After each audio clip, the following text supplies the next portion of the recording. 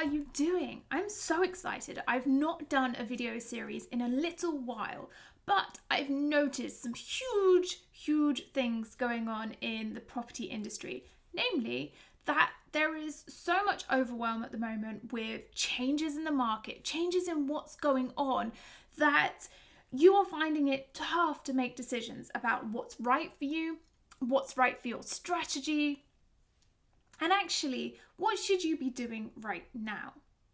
As part of being a really good property investor, and I like to say it as part of being the asset manager of your property portfolio, which you need to do to get continuous growth and always be looking at ways that you can improve, restructure, refinance, add value, all of the growth stuff. You need to be able to make decisions. Can I tell you something from the offset? One of the big things that you need to understand is that regardless of what decision you make, it may not always go 100% right. That's as simple as it is. It really may not. And whilst you're sat there worrying, you're losing precious time. And I think it's very important that you learn to start creating and taking decisive action so that you can move forward. Moving forward is far more constructive than thinking, oh my gosh, what should I do next? And then taking 3 steps back and never doing anything. I know it. For my clients, as their asset manager, I know that whenever they come to me with a situation, there are a couple of things that I can do. Firstly, go, looks awful. Nah, don't do that. Of course, I'm never going to do that. Secondly, I can think about the situation and I can think about all of the opportunities within the situation. I can think about what goes wrong and what could go wrong, but I could also think about what could go right and the different options for my client at every single step of the way.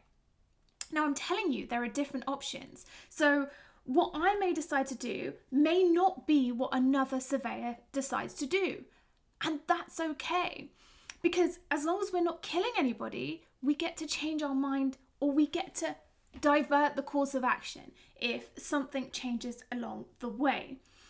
And it's about thinking with every single next step, number 1, how do I make sure that I am providing the best accommodation for my tenants?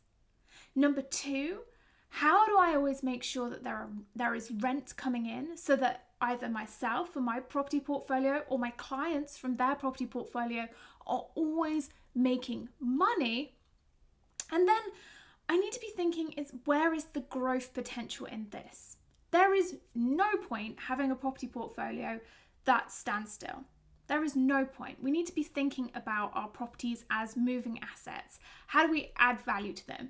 Not every day. You might not be able to add value to them every day, probably not every year, but there's got to be that growth potential because the market's always going to be moving. We need to be able to adapt our properties because the trends in the market for what tenants are looking for today, regardless of whether commercial or residential, will change in 5 years' time. So we're always going to have to be making decisions.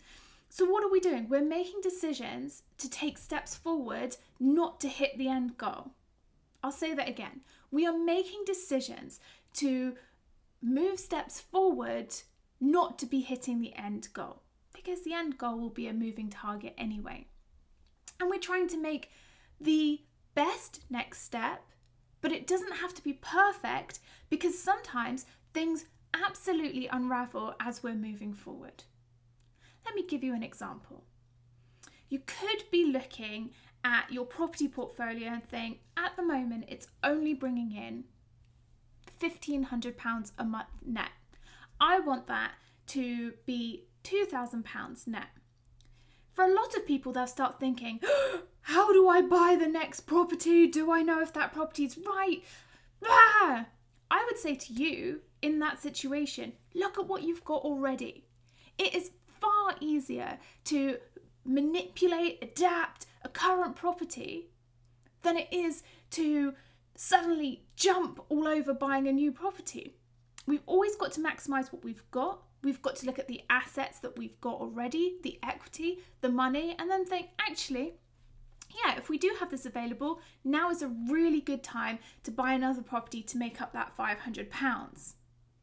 But if you can get that out of your current property portfolio, why wouldn't you then think, okay, we maximize this revenue stream, and then with that revenue stream maximized, we can now take our assets and we can buy something out, or our equity and buy something else. It's having the confidence to not just follow what everybody else is doing.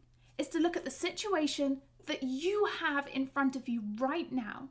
You look at the strengths of that situation. You look at the weaknesses of that situation. You look at the opportunities and you look at the threats. Oh my gosh, a SWOT analysis. And then from there, you move forward. Now, in a podcast that I did back in 2017, I called it The Art of Decision Making. I know that title was taken. I talk about the fact that you always need to go back to your goals and look at what you're trying to achieve, and then look at the decision that you're trying to make to go forward. Now, I also think with doing that, you need to have confidence, and you need to have confidence in yourself that you are doing the right thing. And confidence can be really, really hard to muster. I did another podcast that's called Need a Confidence Boost Now, and I give you the strategies that I use to find confidence. Sometimes I don't have all of the answers, and it's really useful to go out and speak to other people and ask them what they think. And that's one way that you can build confidence. You can go and research and you can find the facts and figures. But once you've done that, you have to then move forward. And there's always an element of feeling a little bit scared. Whenever we're up leveling, there's always that discomfort. And we've got to get used to moving through that discomfort and keep moving forward. And hey, journal. What is the worst that could happen? I'm sure you've been like me, where you've lost huge amounts of money on a deal. And if you haven't, that possibility is probably coming up, because there's always things in property that mean that, we lose a bit of money here and there. That's because investing is risky.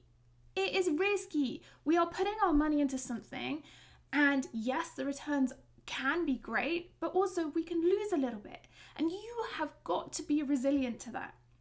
And you have to know the confidence that you can get back to the current situation that you're in, or move a step forward, because you know how to be here. You know how to be in this moment as you are right now.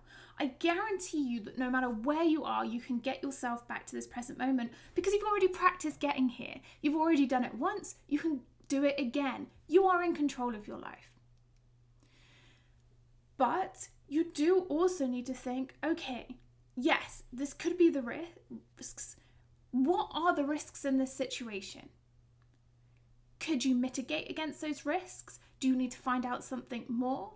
Or actually, have you done enough research? What is the offer that you should put in on a property? Or what is the next step that you should do to just move forward slightly? Even a tiny little bit. How can you move yourself forward? Be brave. Property investing needs you to be brave. It really, really does. So here's what I'm going to do. I'm going to provide you with my SWOT analysis so you can see that. And I want you to give it a go today. Any decision you're trying to make, do the strengths, weaknesses, opportunities, threats. Fill it in. Give it a go. And see if the strengths and the opportunities outweigh weaknesses and the threats, then surely you need to be moving forward with that. Give that a go. Right, as I said, this is part of a 5-video series over the next 10 days, which then leads up to a free event that I'm hosting on Monday the 26th of October between 6:15 and 9:45 p.m. UK time, whereby I'm going to be helping you with the decisions that you're making in your property investment portfolio. It's going to be called the Property Investment Decision Making Clinic. Let me be your asset manager. It's a free session.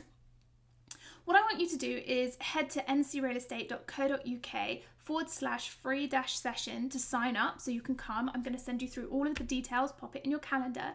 Then you will be directed to a questionnaire where if you have any questions or any decisions that you need help with, pop it in there, and then we may be able to go through it in that decision-making clinic. It's going to be so valuable. I want to show you what being a great asset manager for your portfolio can do so that you can keep creating success. All right? So use the resources that I've provided you, the SWOT analysis to help you with your decision, bring that confidence, watch my Creating Confidence snippet from that podcast that I did. It is so valuable to creating that confidence. And I'll be back in a couple of days with video number 2, where we are going to be going through why you don't need to buy property all of the time and how you can make decisions there to still grow your property portfolio and maximize the income and the value of your assets.